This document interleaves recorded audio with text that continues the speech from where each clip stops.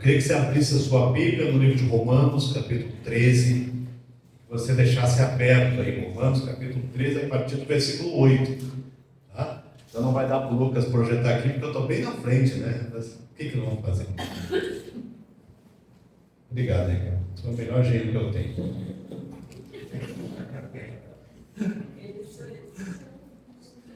Romanos capítulo 13, versículo 8 diz assim: a ninguém fiqueis devendo coisa alguma, exceto o amor. Exceto o amor com que vos ameis uns aos outros, pois quem ama o próximo tem cumprido a lei. Pois isto, não adulterarás, não matarás, não furtarás, não cobiçarás. E se há qualquer outro mandamento, tudo nessa palavra se resume: amarás o teu próximo como a ti mesmo. O amor não pratica o mal com o próximo, de sorte que o cumprimento da lei é o amor.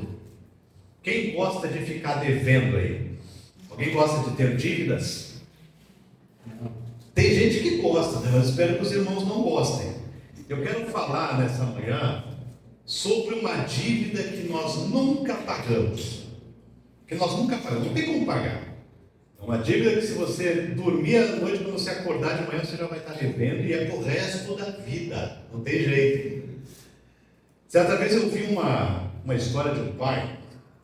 Conheci um pai assim, na verdade eu conheço muitos pais assim, que dizem que amam os seus filhos. Esse pai dizia que amava o filho profundamente, e ele repetia isso o tempo todo: eu amo meu filho acima de qualquer coisa.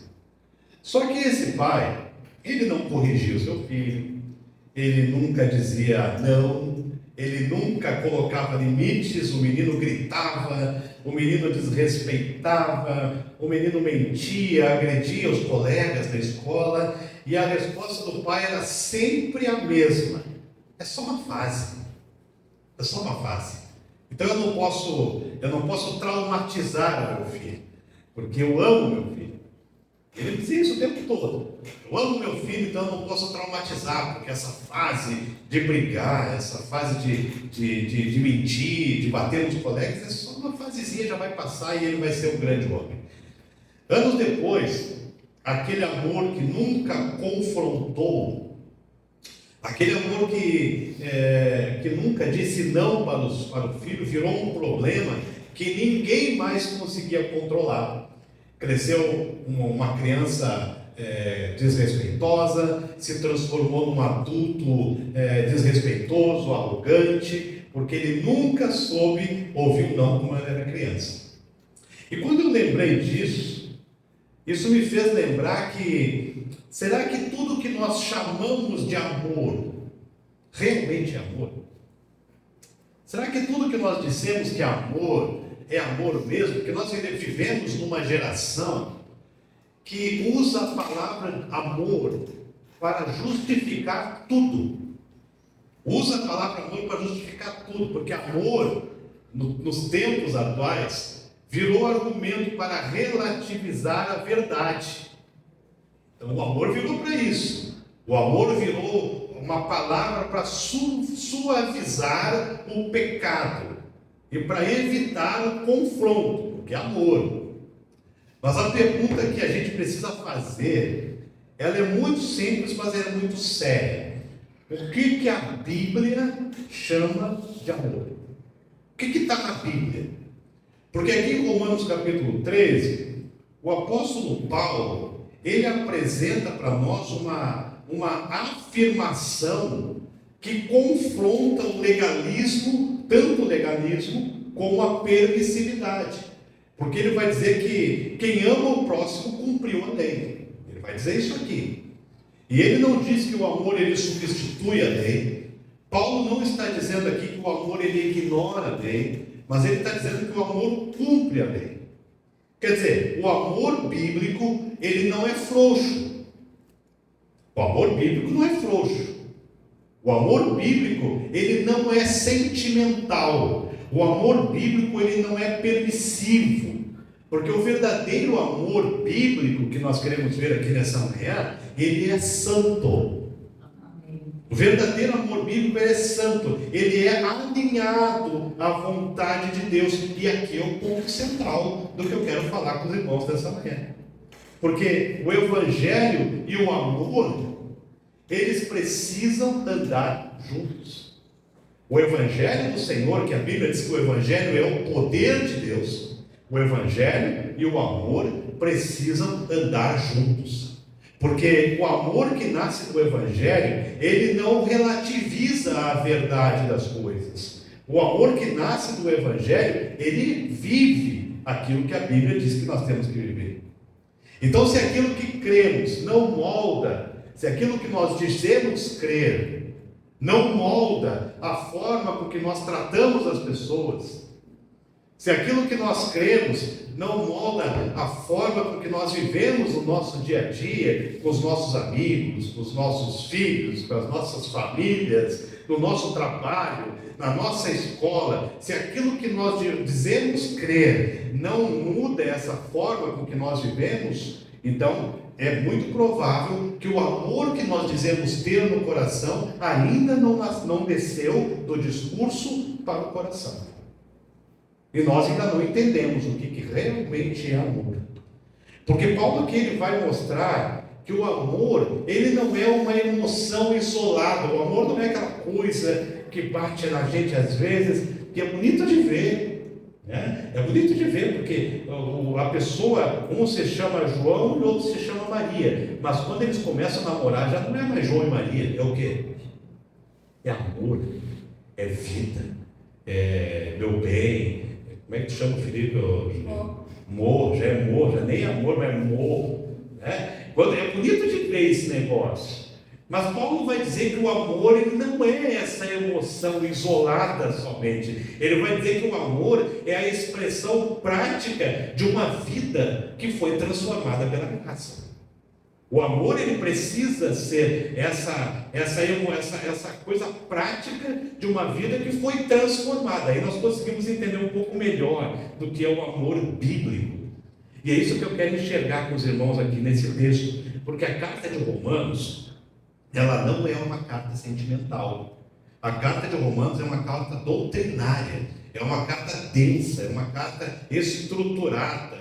E Paulo vai construir o Evangelho aqui passo a passo. Ele vai falar primeiro do pecado universal, ele vai falar da justificação pela fé, ele vai falar sobre a santificação, ele vai falar sobre a soberania de Deus. Mas quando ele chega aqui no capítulo 12, ele começa a aplicar tudo isso na vida da gente. É como se ele dissesse: agora que vocês entenderam o Evangelho, então agora é necessário viver como ele fala que tem que ser vivido.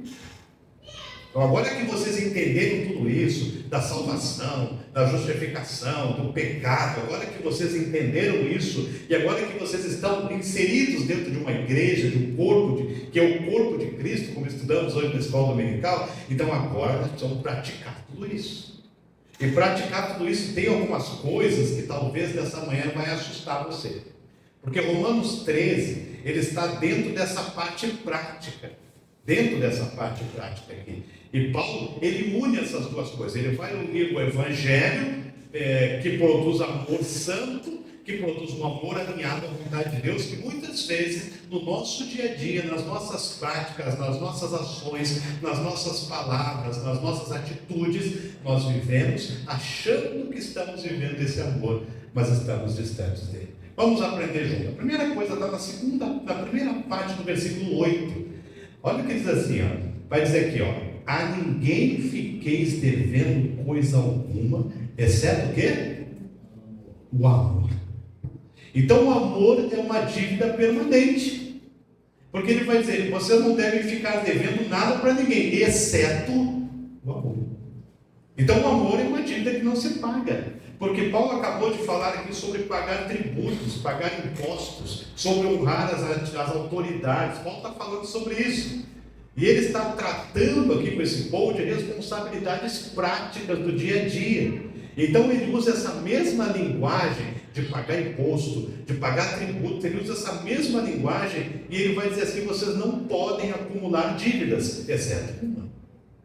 Quer dizer, isso aqui é muito forte. Porque nós não podemos acumular dívidas, mas tem uma que nós precisamos, porque o amor é uma dívida que nunca termina. A ideia aqui não é culpa emocional. né? Não é uma espécie de culpa. Eu tenho que amar porque Deus disse que eu tenho que amar, então se eu não amar eu vou estar em pecado, então eu estou culpando disso. Não, o amor não é culpa, o amor é responsabilidade espiritual. Porque o cristão que vive consciente que deve amar, ele ama. E essa dívida você não paga de uma vez, não se quita com um gesto isolado. Quer dizer, eu amo o Marcel, então o que eu vou fazer? Eu vou dar um presente para o Marcel. Vamos pensar num presente caro, eu vou dar um carro zero para o Marcel. Né? Recebe, né? Pois é, eu vou dar um carro zero para o Marcel, ver se eu pago essa dívida. Cara, eu te amo, já te dei um carro zero, agora esquece. Né? Tínhamos um pastor que uma vez ele falando para um encontro de casais, ele falou que a esposa dele cobrava ele que ele não dizia que a amava. Ele não dizia que amava a esposa cobrava isso dele. Aí ele falou assim: quando nós casamos, ele falou assim, quando nós casamos, eu comprei um móvel para nossa cozinha caro, para durar quase toda a vida. E quando esse móvel chegou lá em casa, eu cheguei com você na cozinha e eu escrevi em cima do móvel assim, eu te amo. Está lá escrito. Não precisa ficar falando, você vai lá e olha.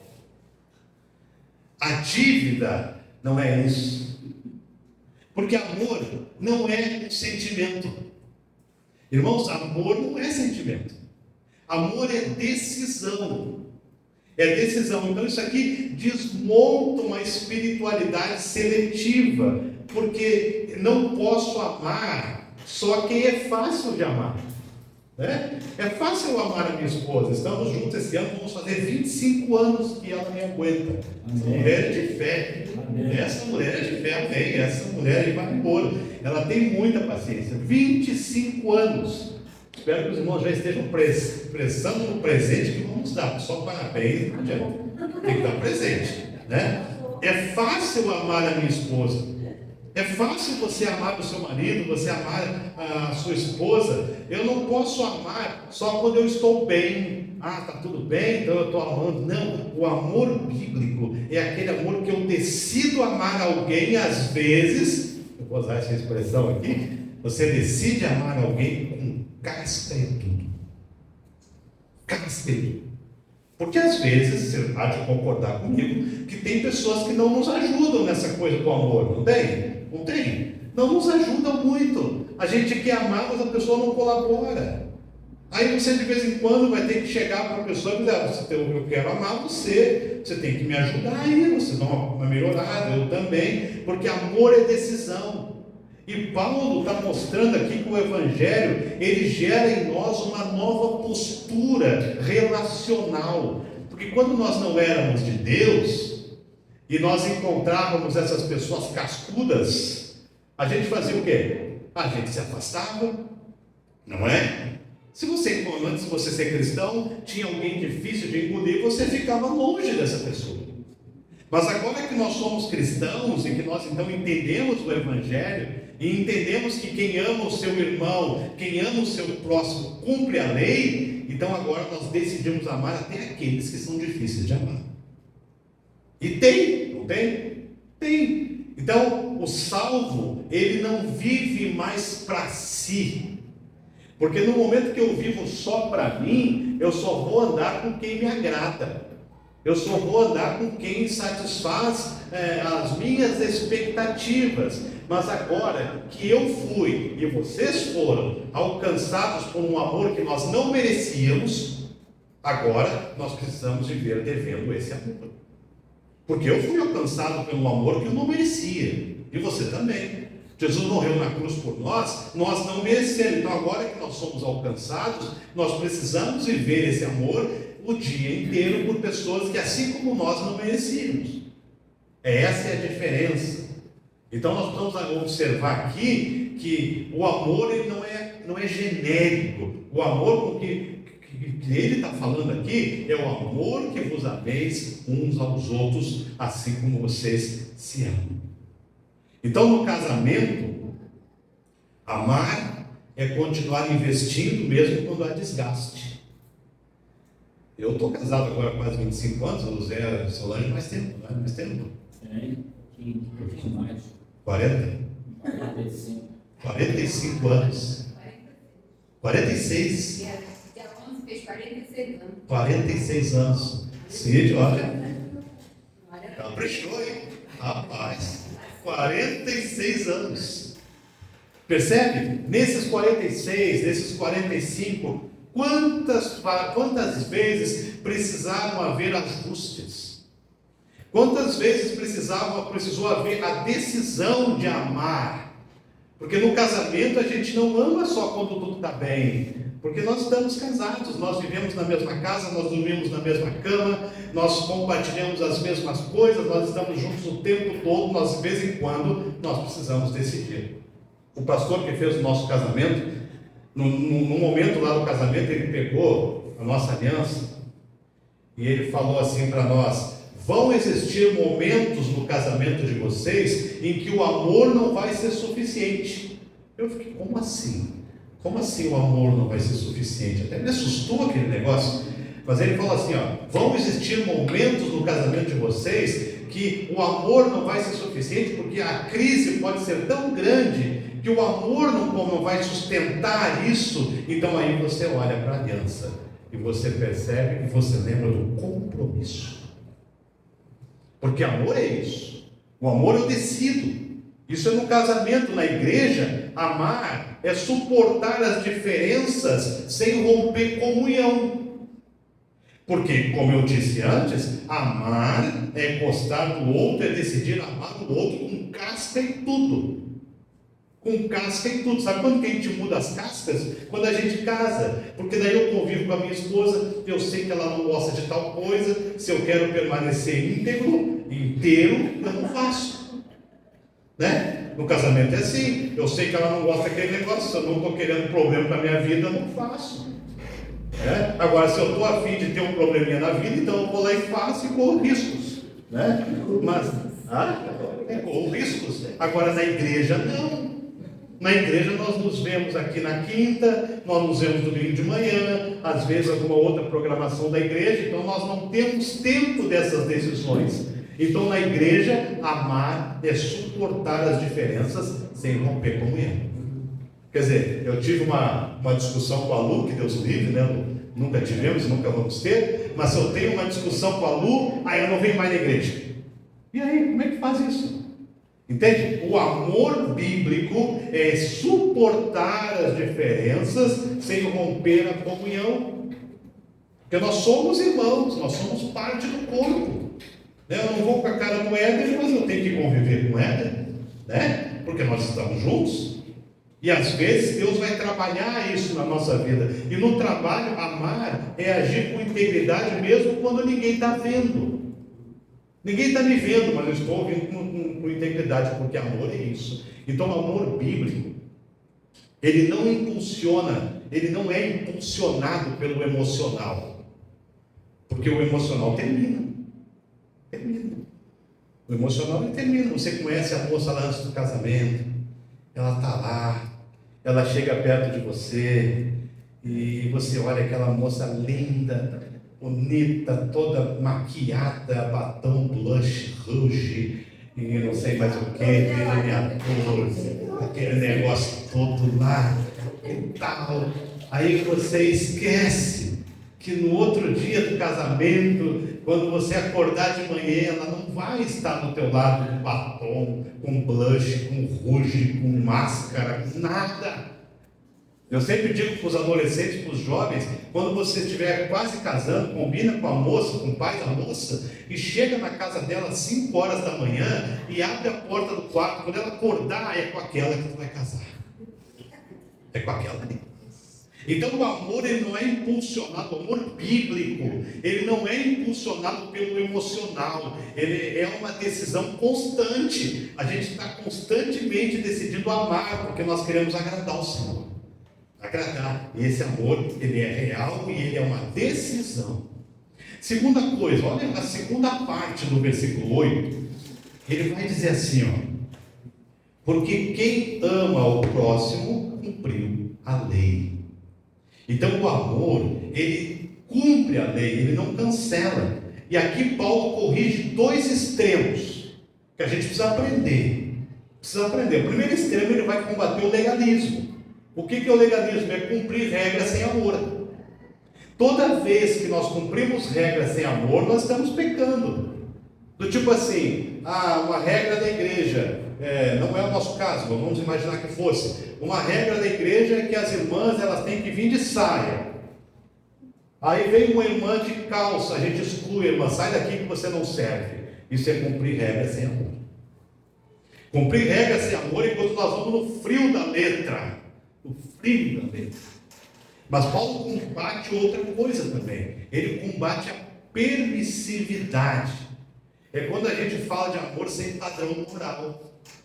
Eu tenho que ser, tudo é bom. Irmão, não dá nada. Quando tudo que tem amor é válido, vai nessa. Não é. Paulo combate a permissividade, porque nem tudo que a gente faz, ou nem tudo que se apresenta para nós é amor. Por quê? Porque tudo aquilo que contraria a palavra de Deus não é amor. Não é. Um dia, eu li isso num livro, eu não sei se é verdade, mas vamos imaginar que fosse verdade. Uma moça chegou na igreja, era um namorado, e o pastor deu uma oportunidade para contar testemunho. Por isso que eu tenho um pouquinho de cuidado com essa coisa de testemunhas. Eu prefiro trazer as pessoas que eu conheço, sabe? A moça assim: pastor, nós queremos louvar o Senhor nessa noite. Por quê, mano? Pastor, nós estamos, eu e meu namorado, a gente faz tempo que nós estamos orando para que Deus nos dê a oportunidade de comprar um apartamento, e agora, pastor, nós queremos agradecer ao Senhor, porque nós oramos, Deus nos deu um apartamento, e agora a gente está morando junto. Isso é amor? Deus não pode fazer aquilo que não é amor. Entende? Então no versículo 9, ele vai citar alguns mandamentos aqui. Não adulterarás, não matarás, não furtarás, não cobiçarás. E esses mandamentos, eles regulam as relações. Por quê? Porque o homicídio tira a vida. O furto, ele rouba a dignidade. A cobiça corrói o coração. O adultério destrói famílias. Então, o amor, ele não permite essas coisas. O amor não permite que eu não goste de uma pessoa. O amor não permite que eu faça mal para uma pessoa. Porque o amor não é a aprovação automática. Amor não é relativização do pecado. Não, amor é eu seguir a vontade do Senhor em todas as suas nuances. Em todas. Se eu tenho uma discussão com a Carila e ela me falou coisas que eu não gostei, não significa que eu vou matar a Carila no meu coração, porque às vezes a gente faz isso. Não faz? Eu já falei para os irmãos que uma vez eu preguei sobre isso na igreja, eu preguei sobre os 10 mandamentos, e quando chegou no mar, não matarás, todo mundo ficou feliz. Não, isso aí não tem problema comigo, porque eu nunca matei ninguém. Será? Porque às vezes a gente mata a pessoa aqui, para mim é como se tivesse morrido. Quando a pessoa chega, a gente sai. Quando a pessoa fala, a gente não dá atenção. Então, se algo contradiz a palavra de Deus, não pode ser chamado de amor. Não pode. Jesus, ele nunca separou o amor de santidade. Porque o que Jesus fazia? Ele acolhia as pessoas. Ele acolhia todo mundo. Acolheu a prostituta, acolheu a mulher adulta, ele acolheu todo mundo. Mas depois que ele acolhia, ele dizia: os teus pecados estão perdoados. Depois ele dizia o quê? Vai e não pegue mais. Então ele acolhia, mas ele não relativizava o pecado. O que Jesus faz é isso. Ele acolhe o pecador, graças a Deus, porque senão como é que ele ia me acolher? Né? Se ele acolhe o pecador, eu fui um desses. Quer dizer, eu sou um desses todos os dias, que eu preciso ser acolhido pelo Senhor. E daí ele me fala: tudo bem, teu pecado está perdoado, mas vai e não peca mais. Então Jesus mostra isso. O amor que não cumpre, o amor que cumpre a lei, ele não suaviza a verdade, ele encarna a verdade. Às vezes a verdade é difícil. A verdade às vezes é difícil. Chegar para uma pessoa e dizer a verdade para uma pessoa, às vezes é difícil. Mas quando a pessoa é amiga, você gosta da pessoa, você tem que dizer: olha, eu gosto muito de você, eu te amo em Cristo, mas eu preciso te dizer que você está errado nisso. Às vezes é difícil. Mas o amor que cumpre a lei, ele não suaviza a verdade. Porque a verdade vai ser sempre a melhor coisa.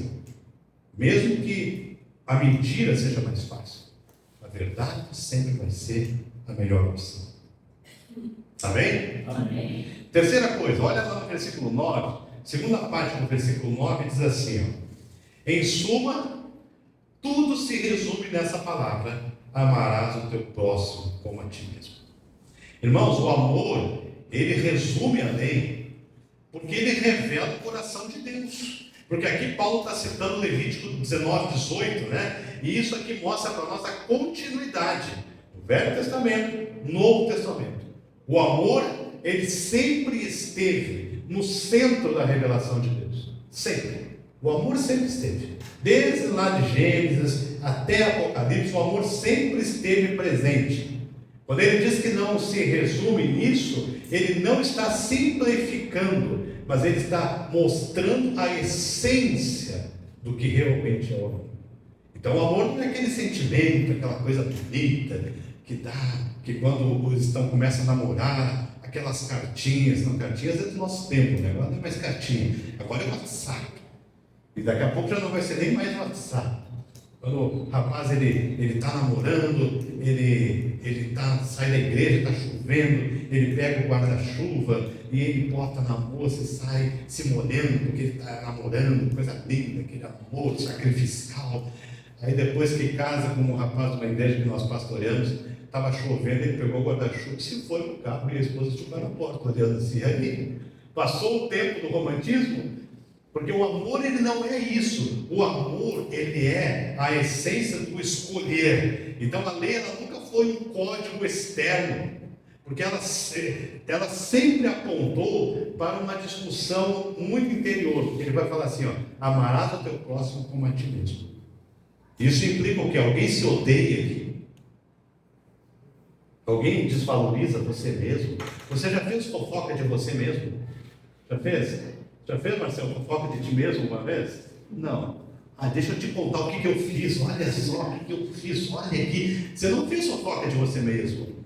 Você não fala mal de você mesmo. Alguém quer dizer assim, eu sou uma péssima pessoa, sou um péssimo marido, eu durmo de noite. Que coisa horrível, eu ronco de noite, coisa horrível. Você não fala. E aí vem Deus e fala, você tem que amar o teu próximo dessa forma. Dessa forma, assim como você não quer o teu mal, você também não quer o mal do outro, porque essa é a consciência do nosso próprio valor. Ninguém se odeia, e é por isso que Jesus vem contar. Já que vocês não se odeiam, já que vocês gostam de vocês mesmos, já que vocês não falam mal de vocês mesmos, já que vocês não fazem mal para vocês mesmos, então vamos fazer o seguinte: você tem que amar o próximo da mesma forma que você ama a si mesmo. Olha que coisa forte isso, né? Então, o amor, ele é uma busca ativa pelo bem do outro. O amor é busca ativa pelo bem do outro. Por exemplo, assim, imagina que um filho teu esteja no hospital. E você, então, faz o quê? O que você faz se o teu filho estiver no hospital, Bruno? Você vai estar lá com o teu filho o maior tempo possível, né? Você vai estar lá, vai ficar lá na frente. Se o problema é mais sério, você vai ficar sentado lá de fora, você não vai nem querer ir para casa. E quando um irmão nosso está no hospital, o que a gente faz? A gente vai dizer assim, eu vou orar por você. E às vezes nem ora. Né? Às vezes nem ora. E a Bíblia diz que, da mesma forma, nós temos que tratar o outro, porque o amor bíblico, o amor que Deus ensina, é o amor que busca o bem do outro o tempo todo. Que se preocupa com o outro, que está atrás de que o bem do outro seja importante, porque isso aqui é uma igualdade moral, porque o outro importa tanto quanto eu importo. O outro tem importância tanto quanto eu tenho importância. É por isso que eu preciso trabalhar pelo bem do outro. Se o outro está passando algum problema, eu tenho que me preocupar. Se o outro está passando alguma dificuldade, eu também tenho que me preocupar. Se o outro está feliz, eu vou rir junto. Mas se o outro está chorando, eu choro junto, porque esse é o amor bíblico que Deus está ensinando aqui. Porque Paulo está ensinando que o cumprimento da lei não é mecânico. Não é só cumprir a lei mecanicamente, mas é relacional. Porque sabe qual é que é a pergunta do fariseu? Qual foi a pergunta do fariseu para Jesus em relação ao perdão? Quem lembra aí? Quem lembra? Quantas vezes eu tenho que perdoar? Qual é o limite? O fariseu pergunta, qual é o limite, Senhor? Porque assim, ó, eu amo, tá? Mas tu tem limite, Senhor. Não, tem que ter. Como assim? Olha o que a pessoa está fazendo. Hoje, foi ontem, pouco tempo fazendo, eu tenho que perdoar, Senhor. Qual é o limite? Me diz aí, porque eu vou até o limite só. Esse é o fariseu. Aí o cristão, o discípulo, ele pergunta: Senhor, como que eu posso amar melhor? Porque quando Deus Jesus fala 70 vezes 7, ele está falando um número simbólico que nos ensina que perdão e reconciliação é o tempo todo.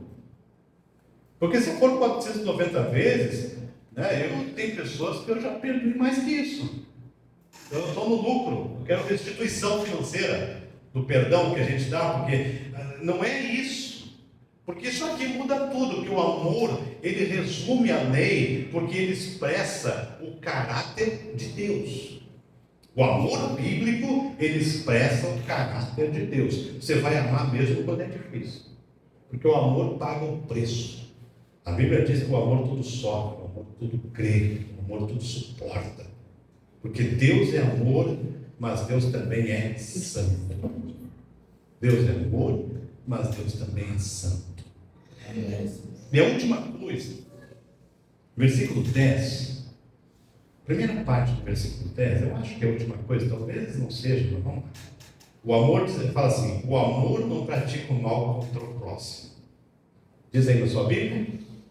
Paulo aqui vai estabelecer um limite. Ele vai dizer que o amor não pratica o mal. Isso aqui é objetivo. Não é subjetivo, isso aqui é o objetivo.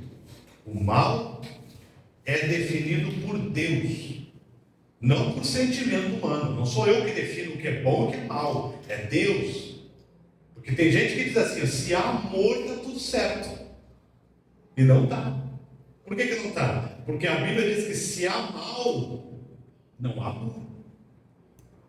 Quer dizer, eu vou fazer uma intriga em relação a Nathalie.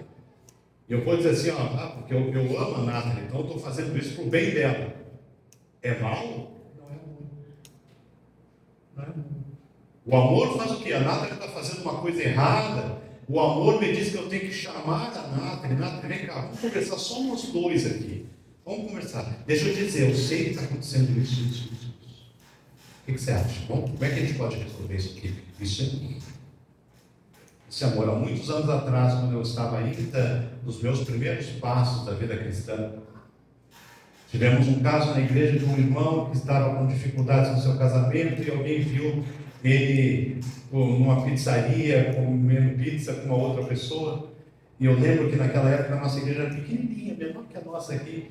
E um irmão muito piedoso, muito sábio, chegou para aquele rapaz e falou assim: olha, eu acho que você precisa conversar com a sua esposa sobre isso. E se você não conversar com a sua esposa, a Bíblia diz que eu vou ter que conversar com ela. E passou o tempo, aquele rapaz continuou no erro, não fez nada. E aquele irmão chamou: irmão, você tem até tal dia, se você não falar com a sua esposa, nós vamos conversar com ela. O irmão não falou, eu lembro que eu fui junto naquela conversa, e as coisas foram resolvidas, então eu fiquei pensando: isso é amor. Porque ninguém falou nada para ninguém. Não houve escândalo, não houve nada, só houve um irmão orientando o outro. Olha que coisa linda. Um irmão orientando o outro, ajudando o outro a sair do erro. Quando há amor, não há exposição. Quando há amor, não há fofoca. Quando há amor, não há maledicência. Porque a Bíblia diz que o amor, ele não humilha. O amor, ele não manipula. O amor, ele não explora. O amor, ele não engana. O amor, ele não incentiva o pecado. E o irmão não destrói, o amor, ele não destrói as consciências. Porque o amor bíblico, irmãos, ele busca o bem real do outro. E o bem real do outro sempre é, ou pelo menos sempre precisa ser, alinhado à vontade de Deus. Sempre precisa ser. Então, se eu digo amar alguém, mas as minhas atitudes afastam essa pessoa da verdade, isso não é amor.